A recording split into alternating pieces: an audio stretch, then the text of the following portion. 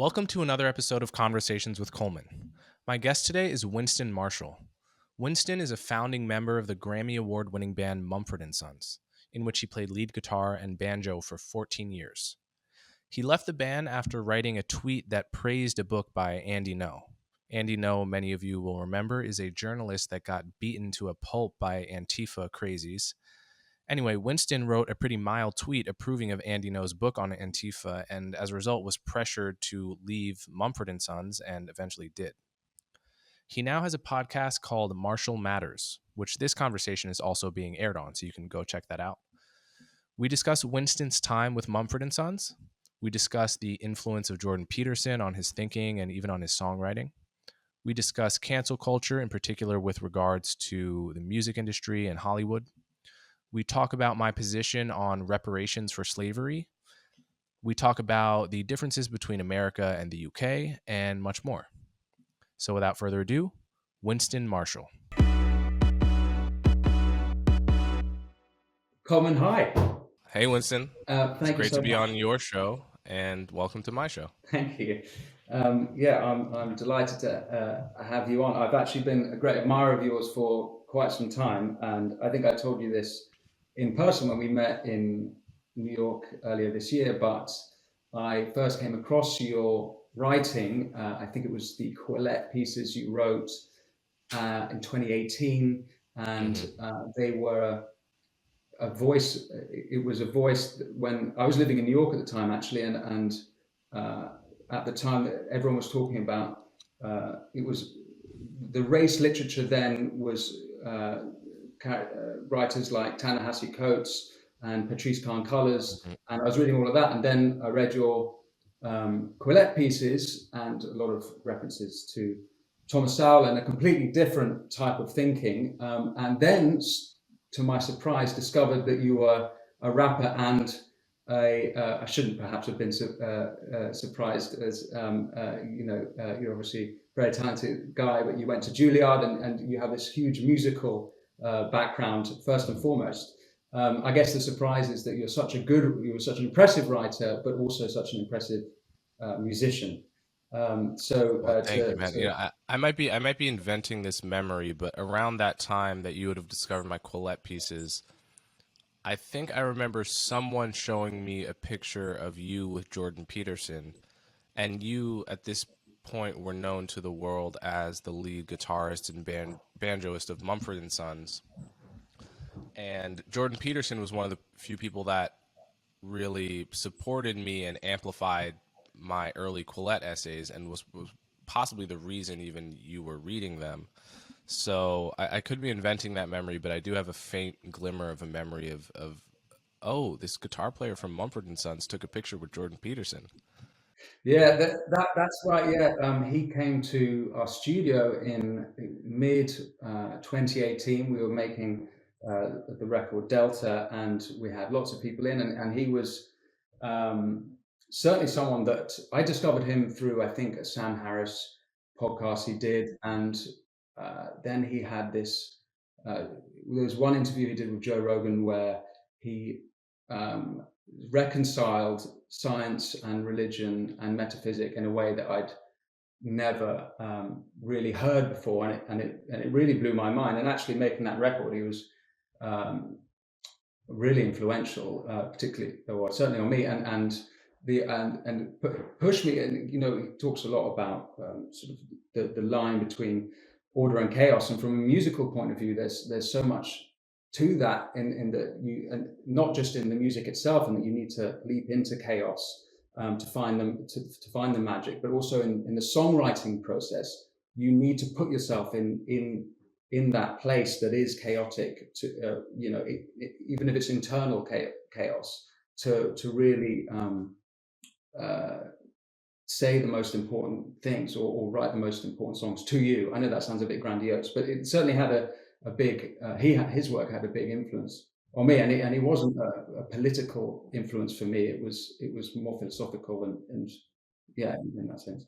Did you happen to see the Beatles documentary? The Get Back one, I haven't seen. Yeah, the 8 hours of rehearsal footage. No, the Peter Jackson. Yeah. I mean, it's pretty interesting from a songwriting perspective and also interpersonal dynamics of a band. I'm curious what you would think as someone that was in an extremely productive, touring, famous band for what, 10 years? You're 14, yeah. 14 years.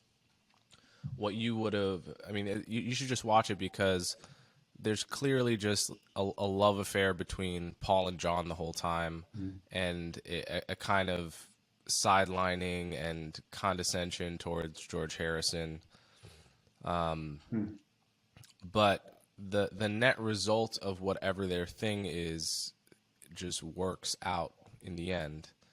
And it was very cool to get an inside look at a situation that you know you've probably been in a lot, sort of composing with a band.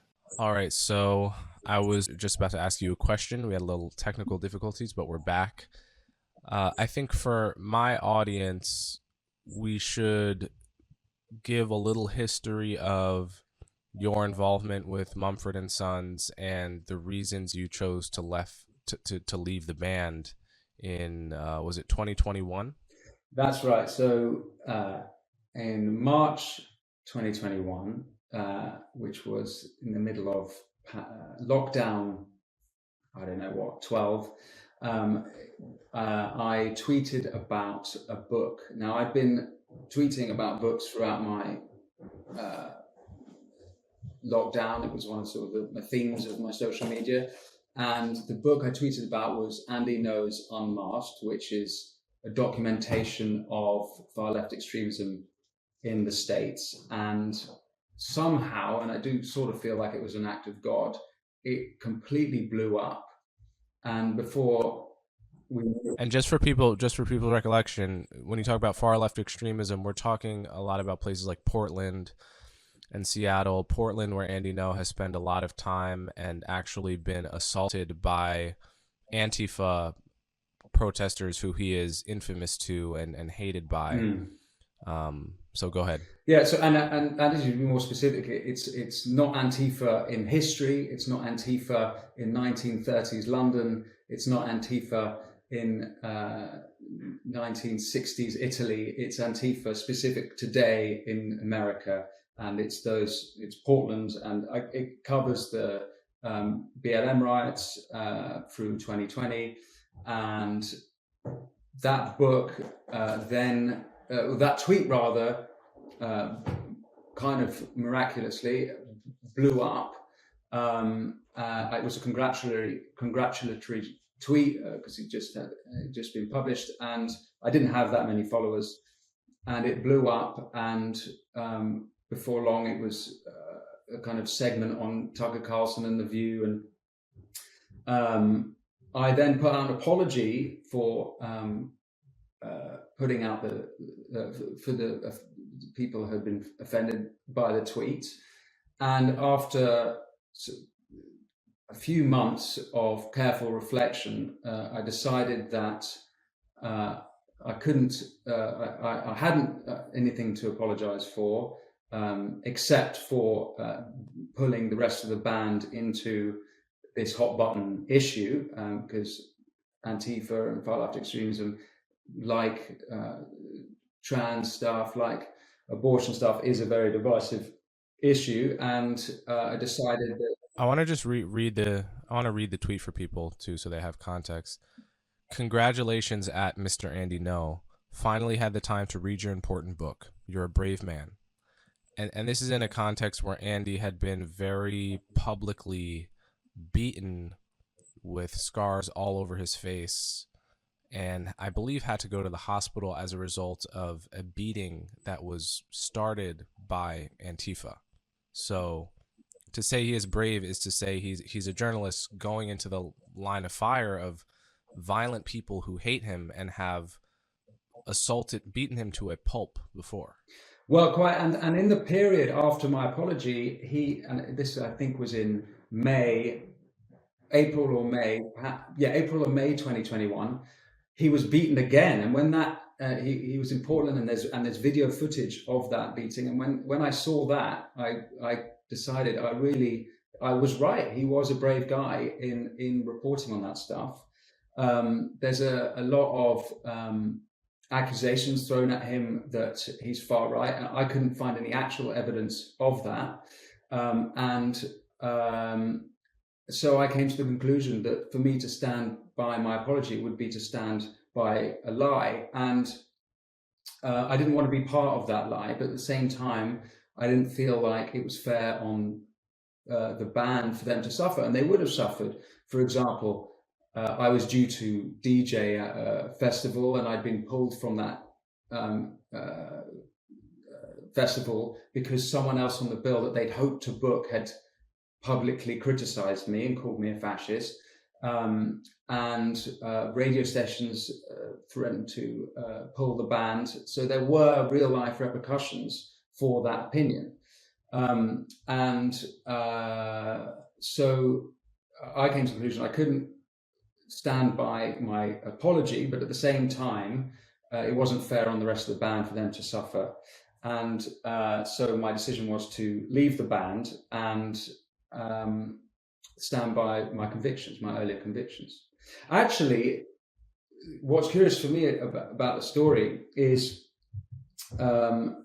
this ties in with your song Blasphemy, because in your song Blasphemy, there's two parts to that. Firstly, it's that you have opinions that you have suffered for amongst your peers. I think one of the lines is you got booted from an event, or you lost friends for having certain opinions. That's not exactly the line, but it's something like that, right? And then the second half of the song is the taboo opinion that you, I suppose, the hill that you died on, which was reparations, or rather being against reparations being paid in America to the descendants of those who suffered under the slave trade, under slavery in America, rather. So for me, it's curious. You're curious to me because that's very similar, or certainly a lot of echoes of my experience.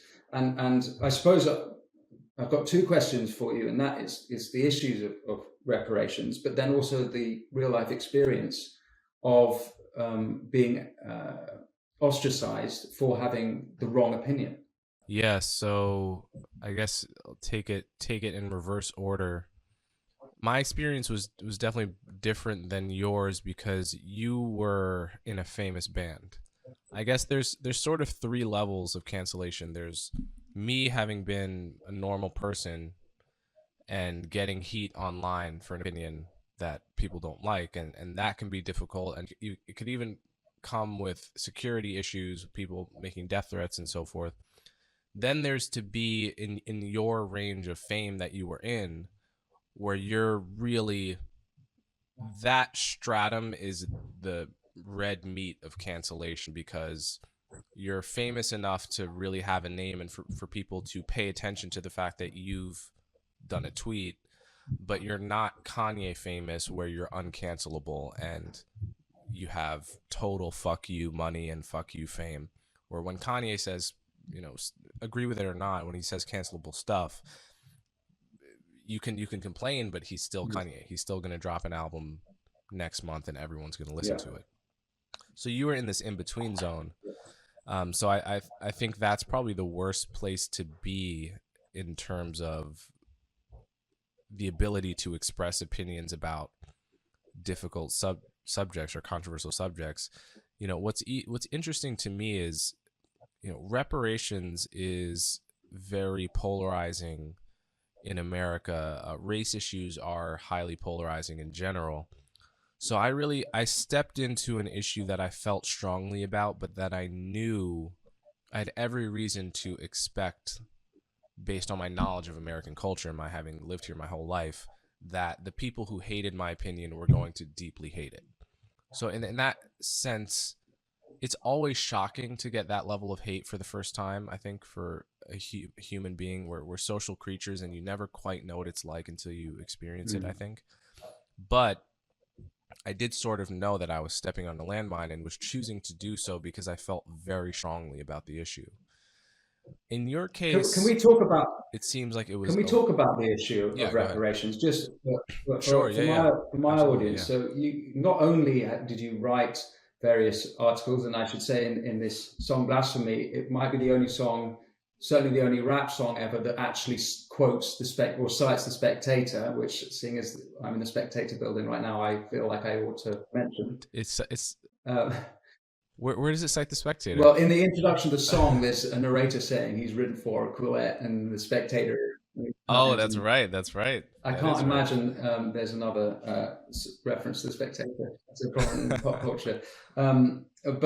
So That's right. taking reparations as an issue, not only were you writing in these Hmm. um, magazines and papers, but you also went to the United States House Judiciary in June 2019 to argue Bill HR 40 to argue against Hmm. uh, reparations. So maybe for my Yes. listeners, what's the story in America over reparations? What's the debate? And since 2019, how have things developed? So my position, it's not exactly right to say it was against reparations, full stop, because I believe in paying reparations to living victims of any government sponsored atrocity, right? Living victims of the Holocaust. Many got reparations. I support that. Um, so my position was actually that living victims of segregation and the Jim Crow system in the South, which we all now view as one of the great moral stains of our history. Some, like my grandparents, for instance, grew up under segregation in DC. It would make perfect sense to pay them reparations for having grown up in an apartheid system that we now look back on with horror. To give someone like me reparations for being 6 generations removed from slaves, that makes no sense. And there's no precedent for that in the history of reparations. Like once you miss the victims themselves or their children, I'm unaware of any serious precedent, much less a pattern of states finding the sixth great grandchild of someone, and cutting them a check in order to atone for the suffering visited upon their great great great grandparent. And the truth is, I think, I mean, the taboo truth is that the link between something awful that happens to me and that vibration being felt by my great great great great great grandson, that link is not at all clear. I mean, causation and the way people's lives change in a single generation. I mean, there's no reason to believe actually that I am materially harmed. There's no way to know, I would say, that I'm materially harmed by the fact that my great great great great great great grand parents were slaves. And that's in no way to minimize the enormous moral horror of slavery. It's just to say, I don't think that most Black Americans are under the age of 40, under the age of 35 even. So that's the case I was really arguing against. And What's the if you were to strongman the position for reparations, how would you articulate that? okay, well, if I were to steelman the position in favor of reparations, I would say, well, in the first place, we've paid reparations many times before to many other groups, Japanese Americans, um, obviously Holocaust survivors, and the the this basically the sum of crimes against Black Americans from slavery and Jim Crow have created a circumstance where Black Americans, on the whole, are less wealthy than they would have been had they not experienced those government sponsored crimes, essentially. So it is up to the government to restore Black Americans to where they would be, but for slavery, but for Jim Crow, and reparations is the way to do that. So actually, where you would probably, it sounds like you'd agree, is that there are communities in America who are the descendants of slaves who remain, and those communities remain poor communities, and that where they are economically is partly because of their history. And so that's a problem that America needs to deal with, generally speaking. And I imagine you would agree that yes, whoever it is who's suffering left behind, there should be, perhaps, or maybe you wouldn't, but maybe there should be government action, but it shouldn't be in the form of reparations. I actually would not agree with the first statement. So the problem of intergenerational poverty in America, I view as a very complicated and independent problem. I don't think that you can say slavery and Jim Crow are the reason why there are, X percent, maybe 20%, whatever the poverty rate is currently in the Black community, that's why it is. Every Black person who's poor is poor because of slavery and Jim Crow. I mean, I do not believe that at all. I think every single human being, every single American has a story of why they're situated where they are situated. That has a lot to do with themselves and their parents. Has a lot to do with the hands that their parents were dealt. But every story, I mean, just think of any friend that you have who has a rags to riches story, or something like the opposite, a kind of backsliding into the middle class story, and how complicated any given one of those stories is. Not even a single one of those stories can be reduced to a single historical event from the 20th century, much less the 19th and 18th centuries. So to say that Black people in America, poor Black people in the hood in America today, are there because of slavery and Jim Crow, that is a fashionable but completely simplistic That's BS not what I'm analysis of the proposing. problem. I'm saying that it's one of the reasons might be that historically they come from that horrible background. I'm not saying it's the only reason, but it might be one of let's say 100 reasons why. Oh, sure, yeah, no, I mean, totally, I would totally grant that. Yeah, I mean, I sort of with you. My grandmother was a Holocaust survivor, and the idea that I would get reparations for what her family went through, doesn't seem quite right to me. But I agree with you, in that I think it was in the early 50s that Germany paid Israel reparations, and actually only last year, I think it was in March 2001, the Iraqi government initiated the Yazidi survivor law, where female and children survivors of the ISIS atrocities in northern Iraq were paid reparations, or are being paid reparations. It's a framework for them to be paid reparations for the suffering. But that ties in with your argument very much, that they are the direct sufferers of, they are the victims themselves rather than the progeny of them. Yeah, an analogy I've made, I mean, as was true for the Japanese Americans who were interned in World War II, I would add. Right. I've made an analogy before, which is that when you meet someone say their parents had a really hard life, their parents were from poverty and struggle, but they themselves grew up with privilege, there are people in that position that sometimes try to assume the struggle of their parents as their own identity, right? Like sort of try to claim the street cred of their parents when in fact they as an individual don't really have any. And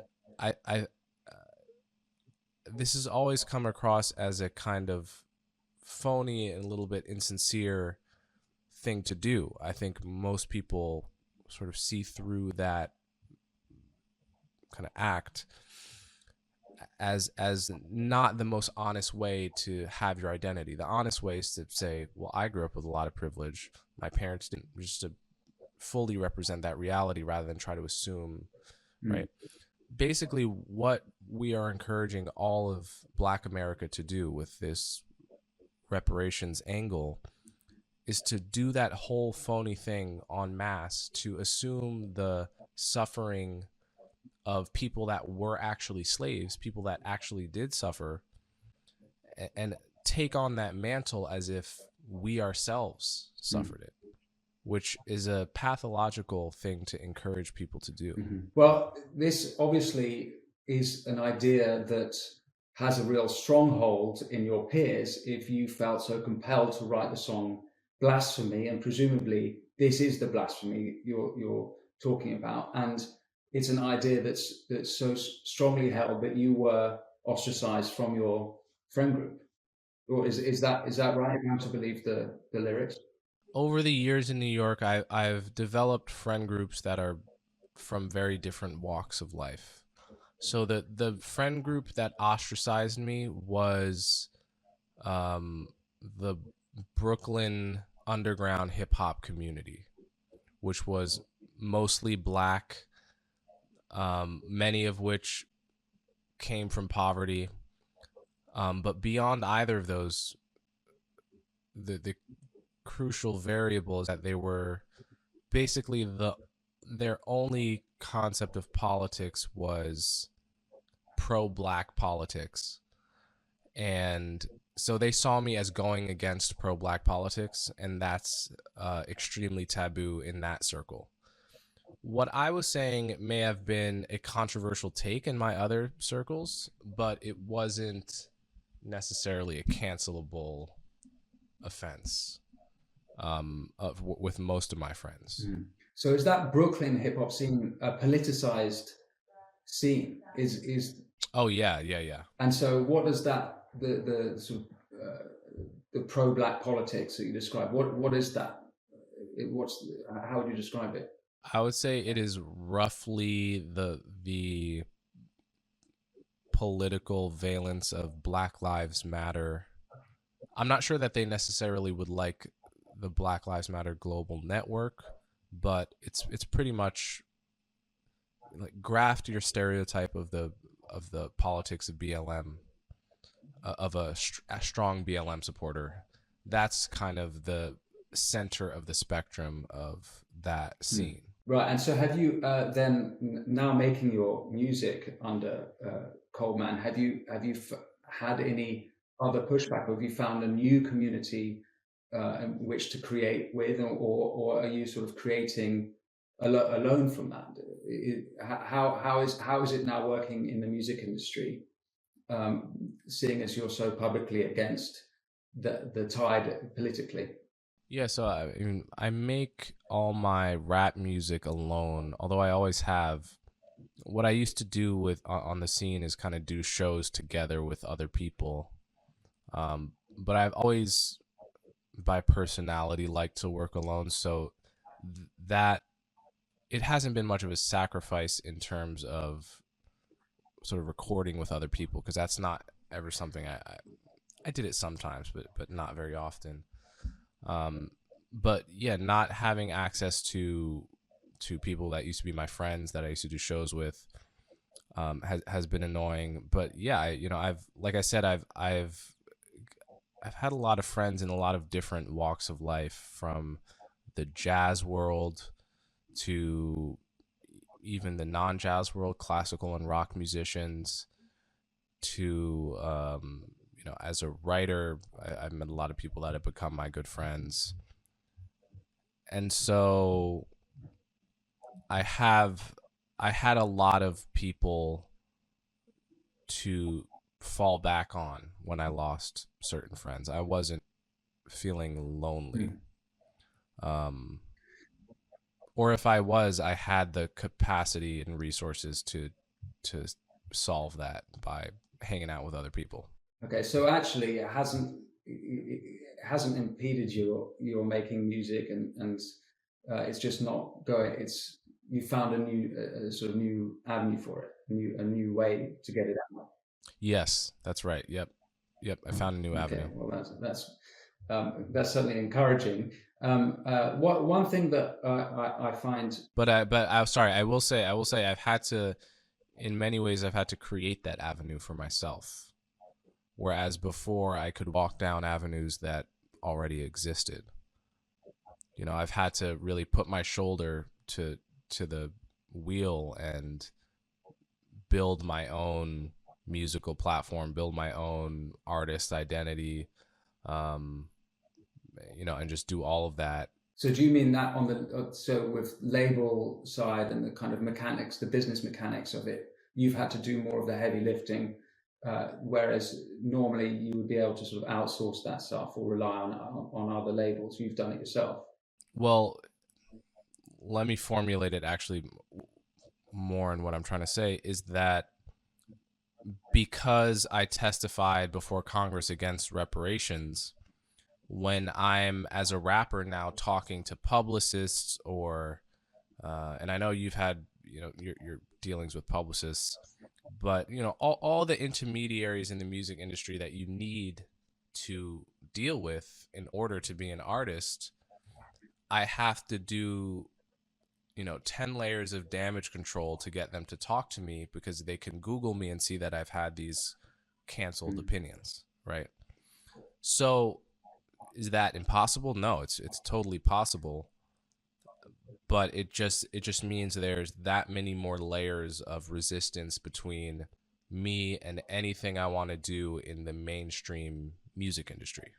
And I've still done it, but behind the scenes there's been like the cost in my time and effort and my manager's time and effort in busting through those walls has been Yeah, immense. I thought about that a lot because I've had a similar experience in that even if the music industry is very small, and pretty much everyone knows each other, and even the people that I know are sympathetic or agree with me on certain things, they're almost all of them are at the mercy of their clients. So, for example, if you had a publicist or a manager, and then you went on their roster, they might be fine with it. They might not have a personal problem with your opinions and be happy to take you on. But uh, in hiring other clients or their existing clients, might see you on the roster and be, oh, why is that person on the roster? They're problematic. They're controversial. I can't work with you. And even if they don't do that, the fear that they might do that will be a wall for people to work with. Let's say you or me. I imagine that's one of my theories. I think. No, I think it makes a lot of sense. And well, this is something I wanted to ask you, which is I've noticed that sometimes the fear of cancellation is outsized to the reality, and that's actually a feature, not a bug. That's how it works. And it's another analogy I've used before. I just rewatched the Pirates of the Caribbean movies this weekend because of Johnny Depp being so in the media. There's a scene in the first movie at the beginning where Johnny Depp pulls into this port, and there's three corpses, rotting corpses of pirates hung there by the British as a warning to the rest. And he kind of takes his hat off to his fellow pirates, like, and the point of hanging those corpses there is not that most pirates get caught or should really fear getting caught. The truth is the vast majority of them do not get caught. The point of hanging the minority that do get caught in a very visible location is to create an outsized sense of risk, so that you feel you're much more likely to for these things to happen to you, and that's supposed to act as a widespread deterrent, right? So that basically is how this works. It's like, is the person that manages you really going to lose business? Well, in most cases maybe not, but just the small visible examples of people getting canceled are like they act like rotting corpses for the rest of the world to see and to run from, even if the likelihood of it happening is quite I think low. that's a superb analogy, and I think you're absolutely right. And I think that the people who are hanging the corpses realize how effective it is, and that's why they're being so successful now in various ideologies. They know that they can scare people in having these scouts. They know that how effective it will be, and but even when they're not necessarily, there's not that many of them behaving that way. So I think you're right. Yeah, so yeah, which right, which leads me to my other question for you, which is so as I was saying, reparations, that's an issue I knew I was stepping into that had a long history of being controversial. But merely opposing current American Antifa, I mean that is somewhat controversial, like on a university campus, but in the wider society, looking at what the crazy people in Portland do today and post videos about doing, beating up journalists, like this stuff. I mean, they seem crazy. They look crazy doing it. We're not talking about the wider Black Lives Matter protests necessarily. We're really talking about the hardcore Antifa guys that identify as Antifa. Merely retweeting a book congratulating an author that's been beaten up by them and is writing a book against their practices and goals. It seems like such a tame thing to do. And I guess my question is, what would have happened if your bandmates had said, fuck the mob? All you did was tweet about a book that we actually deep down, we all know we agree with. We kind of all know, maybe not all of us, but the vast majority of reasonable people do not agree with the folks that start burning buildings, that start throwing Molotov cocktails. We run the other way. We stay inside. We disagree with them by the very fact of our behavior, in fact. So what if they had just said, you know what, fuck the mob. What you did, we're in a crazy moment. We're just going to hunker down. We're not going to apologize. We're going to let it blow over. And I think that the fans will see that you're not some fascist. Maybe a couple fans will leave, but I think our fan base understands who we are. What do you think would have happened if they had said that? I, Do you think Mumford and Sons would still be touring? Like, your album records would still be selling, etc. I think that's a really good question that should be asked to them. I think that's a question for them, not for me. What I do think, uh, how what I do think that the picture painted by that question is that yes, okay, wider society agrees that it's bad to try and burn down federal buildings, but the strength the people who are pro Antifa, or let's say pro the extreme progressives, or no, I'll phrase it differently. I think that the progressive um, worldview and politics, or people with those politics, have real control over the culture in the way that there is not an opposition within the culture. So I think that when you look at the institutions of, let's say, the music industry or Hollywood, they are captured by these progressives and I'd say extreme progressives in a way that there is a fear to speak out, which I don't think represents the whole country. Sorry, that wasn't a very clear answer, but Oh no, um, not no. That makes sense. yeah, I mean, the sense I've gotten from talking to people in the TV industry, for example, is that most of them, the attitude, the word for the attitude they have towards the far left is terror. That's it. Like if you catch them in an honest moment over a beer where they have no reason to lie to you, they're comfortable, it's I'm terrified of cancellation.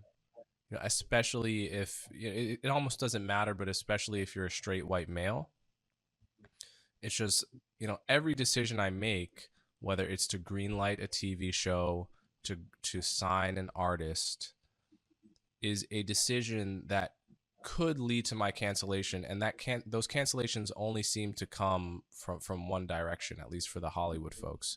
Very few of them are being canceled for platforming communists or something. Certainly no one's been having a show that's too platforming communist, although as a side note I would say that I've certainly seen conservatives and right-wingers happy to cancel almost as readily as progressives. And I saw this particularly when I apologized for reading that book. Then a whole horde of right-wingers saying, now I hope you get cancelled. So actually, I do think that the conservatives, a vast amount of, large groups of conservatives are not anti-cancel culture.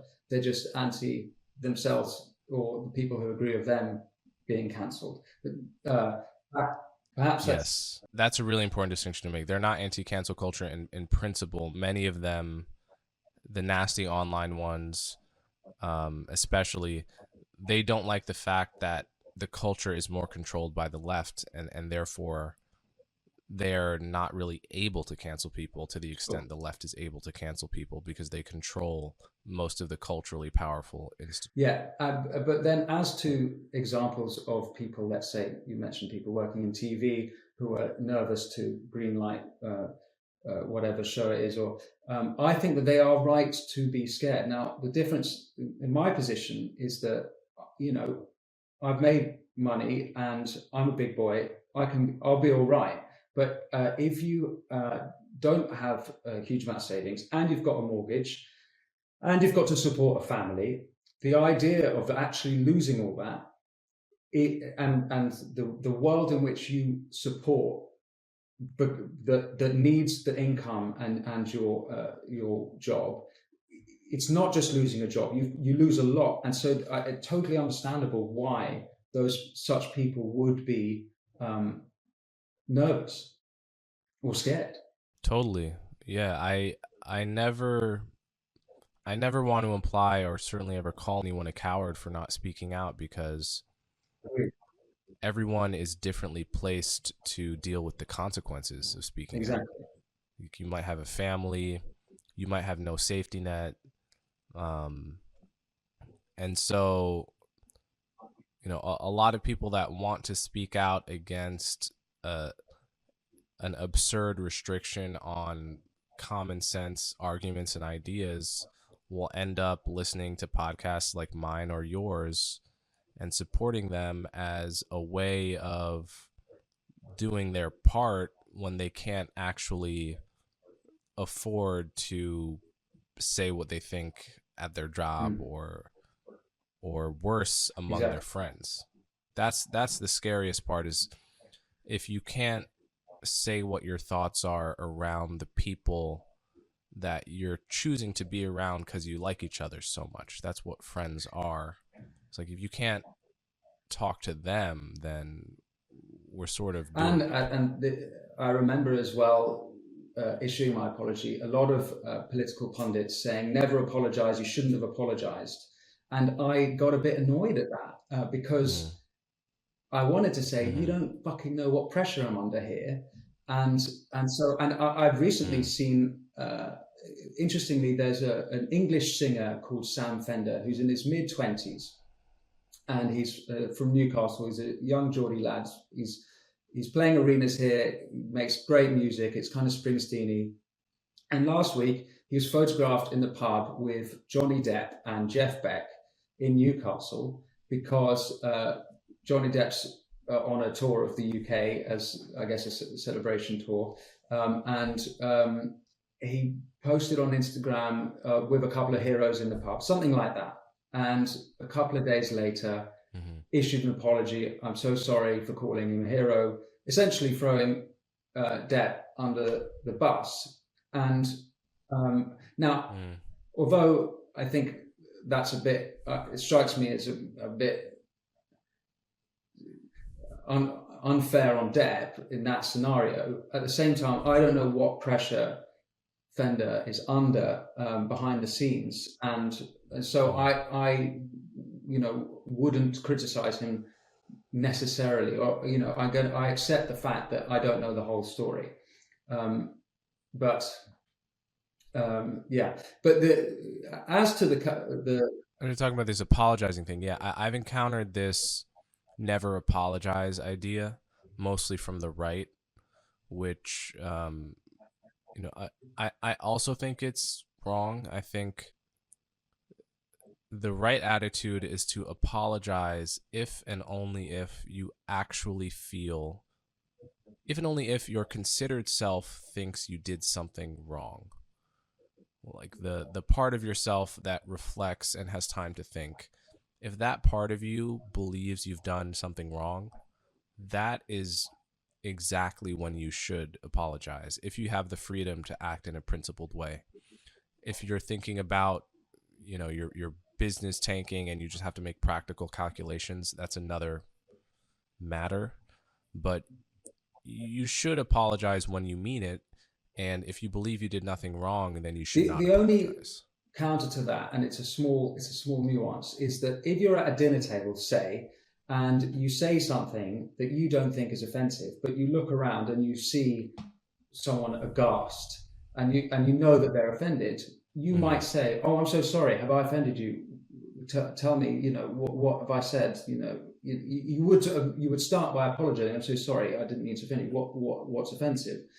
So there is, unfortunately, when you get into sort of tweeting things, where tweeting it might be a similar response to that. "Oh, I'm sorry, I didn't mean to. What's the problem?" But actually, when you tweet something, you're actually making a public statement. So it's kind of Twitter maybe deceives you into thinking you're just chatting, but actually you're making public statements. But that's a specific, right. a little nuance to it. I agree with that. I think,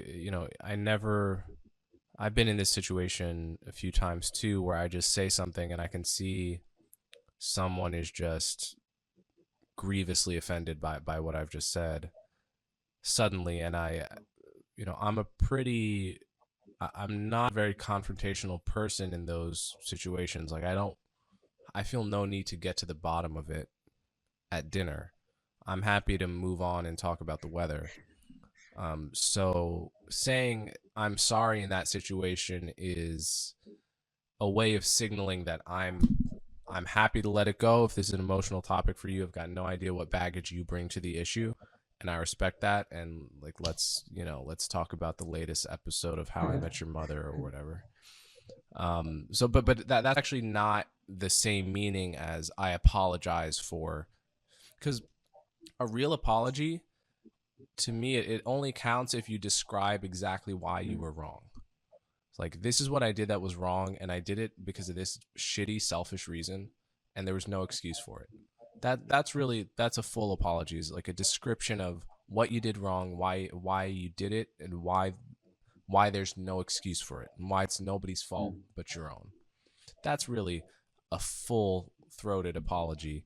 A quick "I'm sorry" can just be a way of signaling that I'm happy to move on to a more congenial topic. No, I agree with that.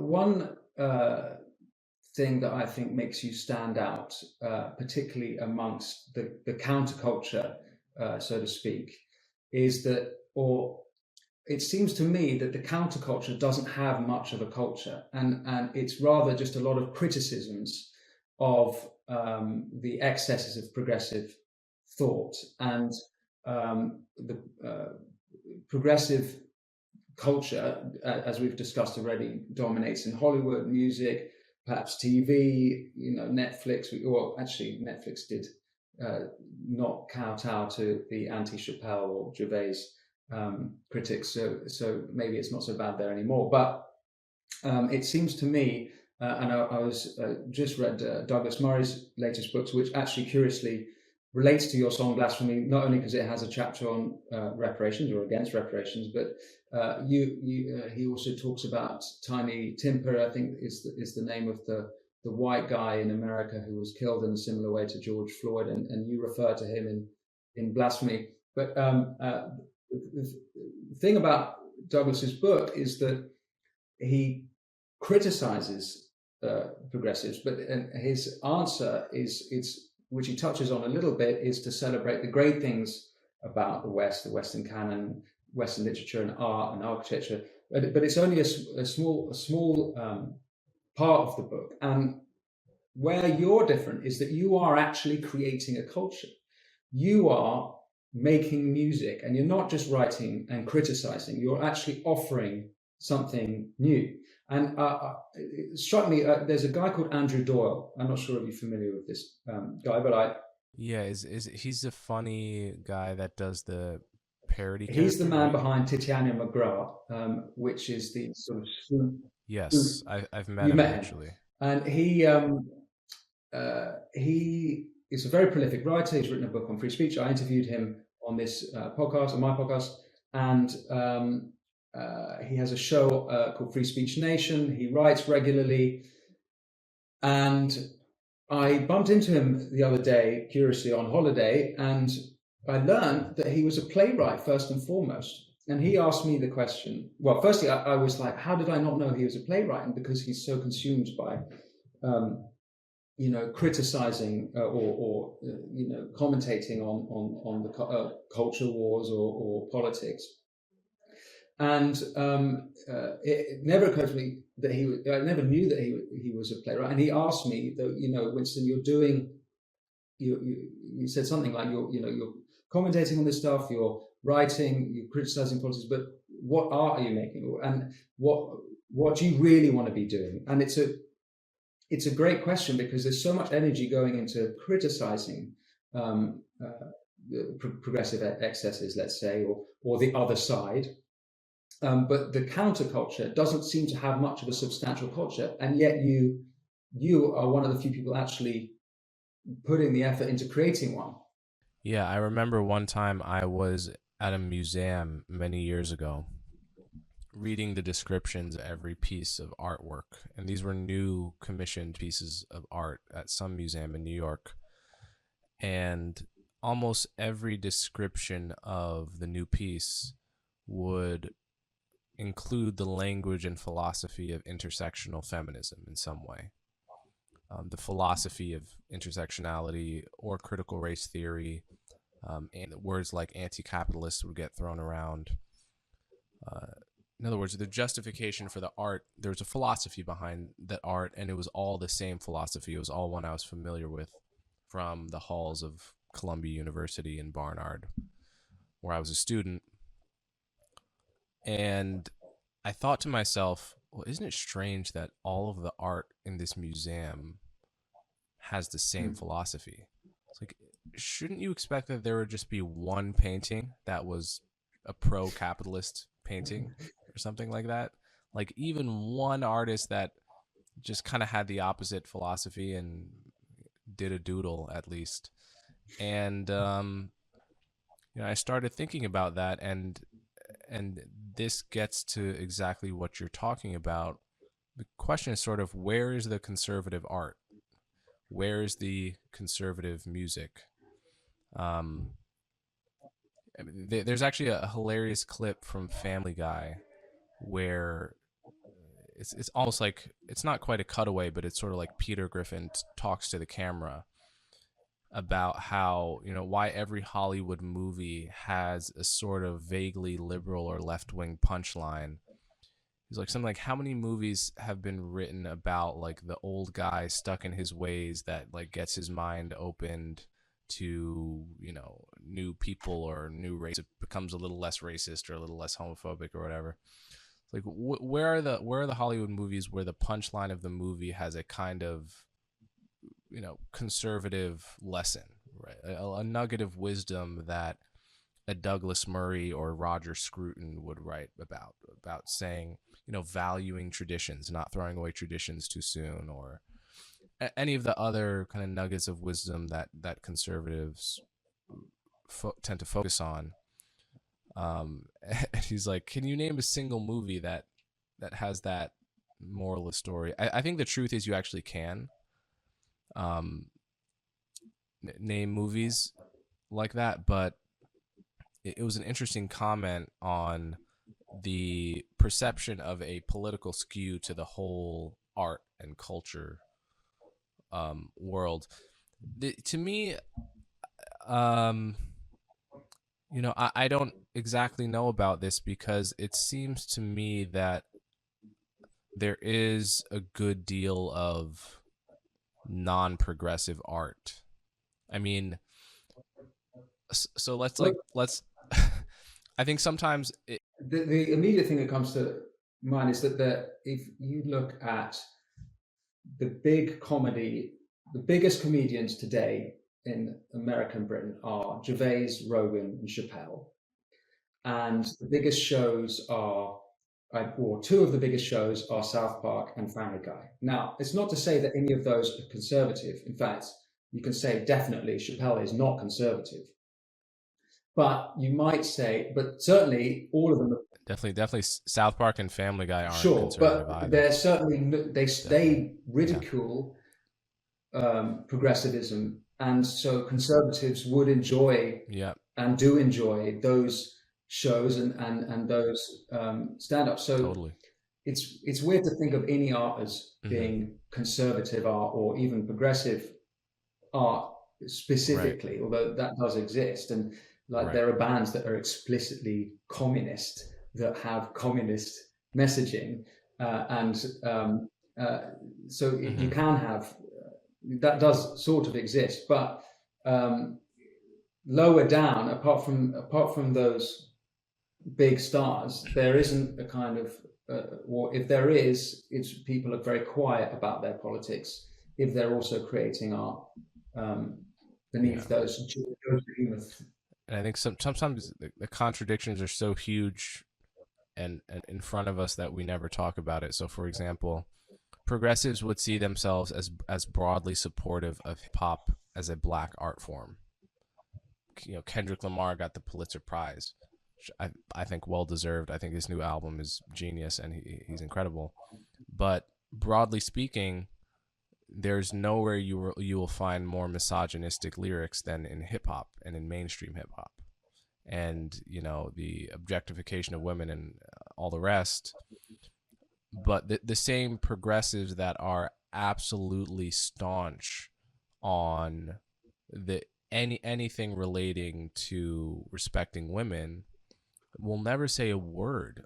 Almost never say a word about the just like constant hose of bitch, hoe, slut in every third rap song. And I've always found that to be kind of hilarious. I always thought it was really interesting to watch girls that went to Barnard and used they pronouns and didn't read one fake article about the wage gap and couldn't stop telling you about it. You could there's also and like wanted to bark at men to shut them up, but then would go to a rap concert in New York and listen to Trippie Redd call her a slut all night and be like, this is great, and totally not a contradiction. There's a curiously in hip hop culture, in American hip hop culture, there's a history of celebrating rags to riches and celebrating wealth and money and glamour. And it doesn't take much to think of a hip hop video with a bouncing car and jewelry and and a bouncing and ass. So oddly, but those are those are conservative ideas, and about free market and working and working, earning your money in a way that's a conservative opinion. That you don't hear rap songs about state, like let's have the state, do more this and let's have the state, control healthcare or something like that. I'm not sure I can think of them as quickly. Right. So in a sense, you could say hip hop has Right. a kind of conservative uh, tradition to it. Oh, totally. I mean, you and I wouldn't be the first to make that point that where in American culture are you going to find the most resounding defense of owning a gun, being ready to use it, making lots of money in a capitalist system, and being kind of retrograde in your attitude to women? Not from Fox News, from mainstream hip hop. Yeah. Can I ask you about your book? I understand that you're writing, and that when we last spoke, you told me that it's called Racialized. I'm not sure how much you've gone public with it, but we can obviously cut this if you haven't. It's not time to talk about it. Yeah, may not be time to talk Okay. about the title. We can talk about the content, I guess, because the title is something that can be reworked and negotiated with the powers that be. But yeah, I mean, basically, I'm trying to write a defense of the concept of colorblindness. Colorblindness is a dirty word now. If you Google colorblindness, race, Google those two words so that you don't get articles about, like people that can't see colors, literally, lack cones and rods in their eyes. You'll get, I mean, at least I got in my Google filter, 10 straight articles on why colorblindness is the wrong approach to race. And really, the people that advocated that decades ago were wrongheaded and naive. And what we have to do now is really focus on seeing race, seeing me as, for instance, a black person, and you as a white person. And the way to a healthy equilibrium on race is to crank up the dial on our racial identities, and how much we care about what race we are. Um, and not only that, but the idea is that's the only way to sort of get past Jim Crow and slavery and racial discrimination. It's like we can't do that if we're going to ignore race. That's the idea, the prevailing idea now, certainly in the elite. And that also comes with a whole package of race-based laws like, affirmative action and COVID racial preferences and all the rest, diversity and inclusion, hiring. So I'm trying to write a book that just makes the full case for colorblindness, that we need a national reset on race where we say, look, horrible things have been done in the past. Nobody's denying that. But the way to fix that is not to double and triple down on uses of race in the other direction, right? That's not the way out. An eye for an eye, as the saying goes, makes the whole world blind. So I'm trying to argue that we just need a national reset where we recommit to the principle of race is meaningless. Like skin color is an absurd way to an absurd variable to form your identity around. It's an absurd reason to ever feel divided from anyone else. It's absolutely stupid and meaningless. And all of the quotes and sentiments that have now become cliche from Martin Luther King and the civil rights movement, they are cliche precisely because they are so true. And we risk sort of repeating those mantras and cliches to the point where we actually don't hear them anymore, and don't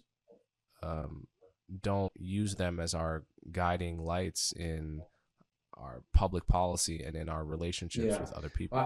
it's so palpable for any English person to go to America, and it's always sort of been like this, even before the escalation in the cultural wars, I guess, from 2015. But in America, it's so people are defined by their race, even if it's not, or it's talked about so much more than in Britain, where until recently, again, and certainly since George Floyd, before that, race was it wasn't such a spoken about thing, and the racialization of Britain is, or to see everything through the lens of race is seen so regressive, and it's been quite shocking to see us adopt those that what I see as a kind of American mindset. Do you think it's got? Okay, it slightly irks me when people say that, only because, especially people from European countries, where you've had a history where your ethnic groups and ethnic divisions have been purposely bounded by borders, and slaves and colonies were kept overseas. For where there was, where in America, the challenge we faced was that when slavery ended, the slaves were living right next to the masters. That was a challenge that was never faced by European countries, which kept their colonies hundreds or thousands of miles away. And so it was a different challenge to begin with, and it was, the difference in the American identity is that it was never supposed to be an ethnic identity, whereas every European country could say pretty credibly, maybe until recently, that, listen, Germany is for Germans. That's just how it's done. France is for the French. We're an ethnicity and a country. France is a little bit of a different case, but Finland is for the Finns. We all speak the same language. We're all the same ethnicity, and we're different from the Swedes, and we're different from the Germans, and that's why we have our own country. We look different. We talk different, and America was one of the only places to try and have the challenge of having a non-ethnic identity from the start, and it's been tough, and we haven't done a perfect job for sure, but it's sort of a different challenge. There's an immediate thing that jumps out there, particularly if you say like Germany is for the Germans. Like, I'm sure, obviously we think of how badly that went in the 20th century. But in America, it's not just the slaves and masters, or even all the whites, different disparate ethnic groups, be they Italians or Germans or Irish, or then there's the Asians. They're all, it's a nation of different ethnicities. So I totally understand that America had a completely different set of problems to start with. But I'm not sure in Europe that the idea of it. I mean, yeah, you're right. I guess that ethnic groups are sort of initially by accident, but even then, when those groups, when nations evolved, ethnicity wasn't even necessarily things that people were thinking about. It was sort of an accident, was beside the point. Right. I mean, you could argue though that it was masked by the construct of nations. Like, what is a nation in Europe but an ethnic group that's fought on a particular piece of land and fought for certain borders? Yeah, but even in Britain, Britain's not. There's so many different ethnicities over the 1,000 years that Britain has existed that make up, and it's constantly changing. And there, and there's been like bitter wars between all of them. As I'm sure just bitter hatreds between the Irish and the Brits, and the Scottish still kind of want to leave, and so that, I mean, in other words, that's your version of our problem. So, are you hopeful that America can find or can get to a place of colorblindness? Do you think it's possible in a nation of so many different groups, of so many different religions and different beliefs, that they can be united under those liberal Enlightenment ideas on which it was founded? So it will never fully win. I don't expect my principles to ever fully win out. What I do think is possible is for us to do much better than we've been doing.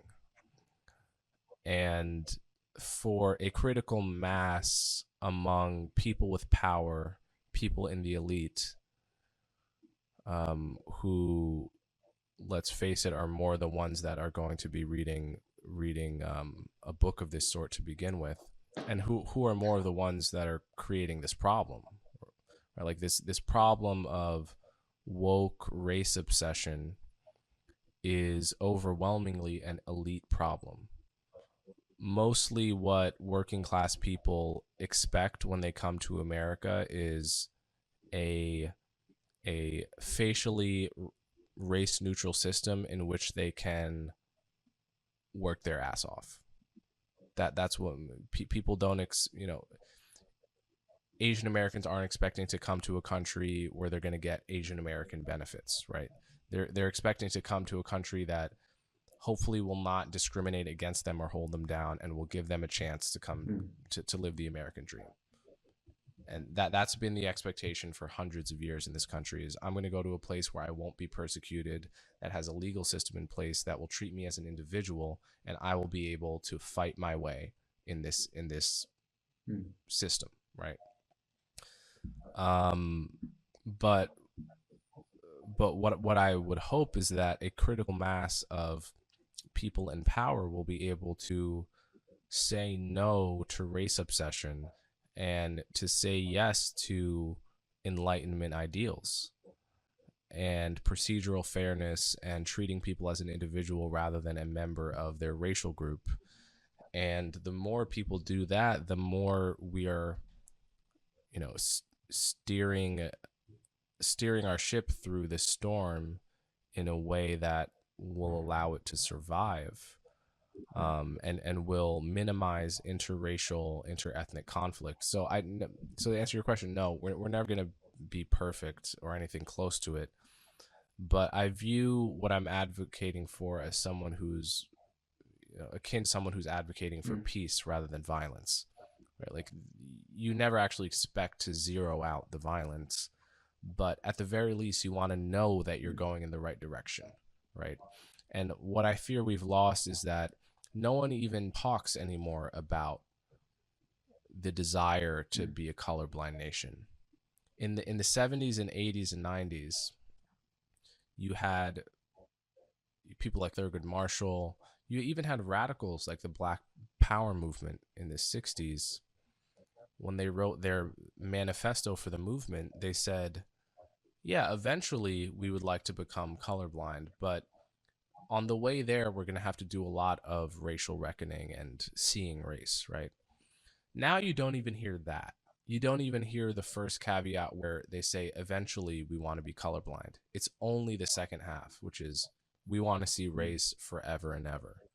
So if I could even get more people to admit that eventually we want to be colorblind, we want to more and more push people away from identifying strongly with a race of human beings, a subcategory of human beings, then I will consider it a success. Well, I fully support you in that.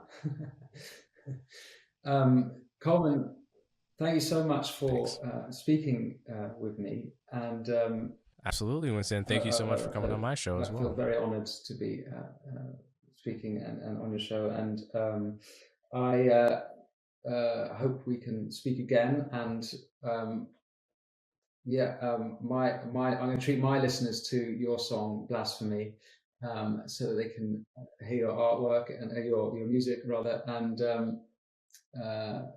it's been a pleasure.